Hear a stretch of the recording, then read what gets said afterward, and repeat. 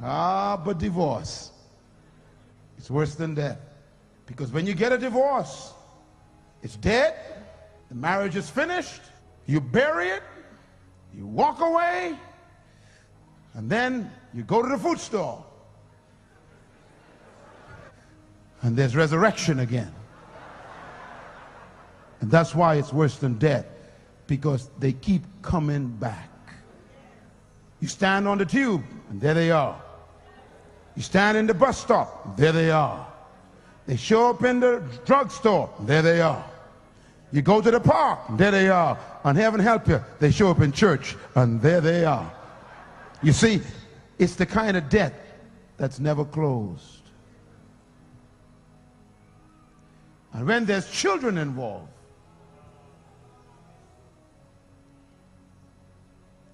that's why God says, I hate divorce. I hate it. There's no arrangement in God's program for divorce. Moses wrote a bill, not God. So we find the question being asked here by Jesus, by the disciples rather, the Pharisees. They said, should a man divorce his wife for any reason? Matthew 19:3. His response, haven't you read that at the beginning it was not so? He made them male and female. For this reason should a man leave his mother and father, cleave unto his wife, and the two shall be united and become one flesh. And then he goes on to say, therefore, whatever God joins together, let no man put asunder. I think what he was saying here is that God don't join everybody together. Now this gets a little deep here. The only people that God really joins together are those who qualify in this verse. He says, in the beginning, it was not so. So the people that God joins together are the people that he identifies in this verse. He says, divorce is not your problem. He says, your problem is who you join together.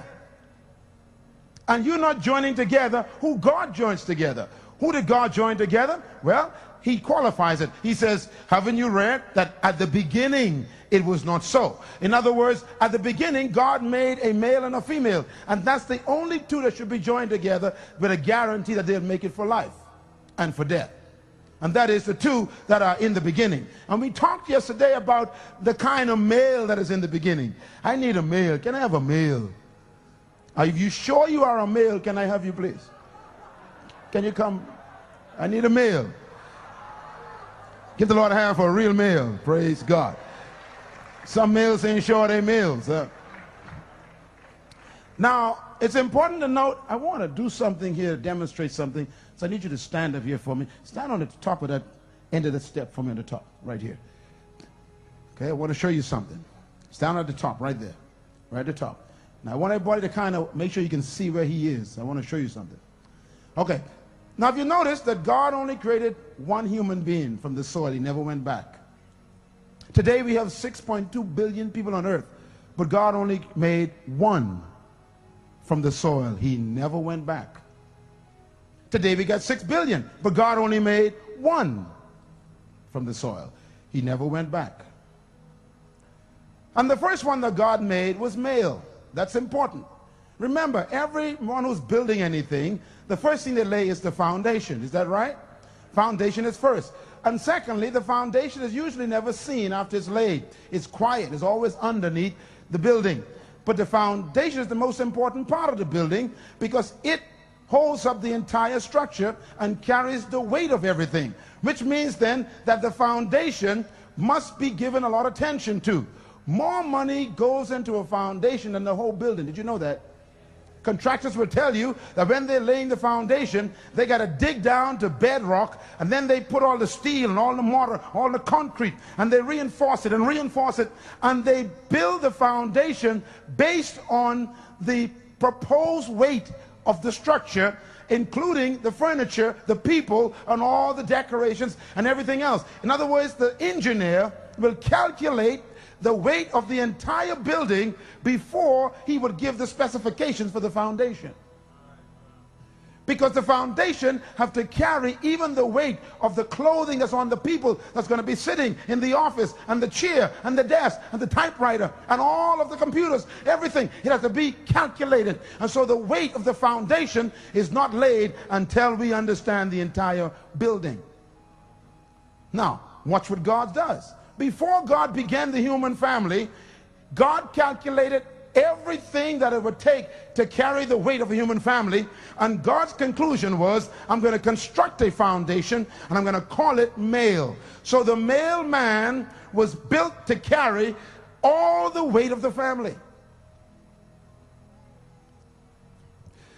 Most males are not aware of this, so they run away from responsibility. Every male in this room was designed by God to carry the entire weight of your entire family. You were built for it. If you got 10 children, you could carry that. Now let me explain why. Whatever something comes out of sustains it. Listen carefully. And that's where the word father comes from. Father means source and sustainer. The male came out of God. God created the male out of himself. That means the male's source is God himself. So God is the father of the male. It gets heavy here. But the female did not come from the soil. The female came out of the male, which means that the male has become the source of the female. We learned yesterday that source is the Hebrew word Abba, which we translate what? Father. So the male is the father of the female. He is the source and the sustainer of the female. The word father means source and sustainer, which means whatever you source, you got to sustain. Now I need somebody, let's see, I need a tall person. Is anybody here 7 feet? Can you come help me here? You look tall. Come. I mean you, man. You should be glad to come. I'm about to make you God. Stand behind him, please. Well, you ain't quite. Anyhow, you'll survive. Now, the male came out of who? God. God is responsible for creating the male. But watch this. Then God created the female. I need a lady, please. Can I have a lady? You want to be on TV? Here's your chance. Come on, girl. Thank you very much. She's pretty too, boy, I tell you. Stand in front of him. Stand on the front of him. That's good. All right. So now we have the female coming out of the male. Now remember, Christ's answer was, to have a good marriage, you got to go back to the beginning. So you got to study what a male is like in the beginning, and you got to study what a female is like in the beginning. And once you can find that these two qualify by that criteria, then that marriage will work.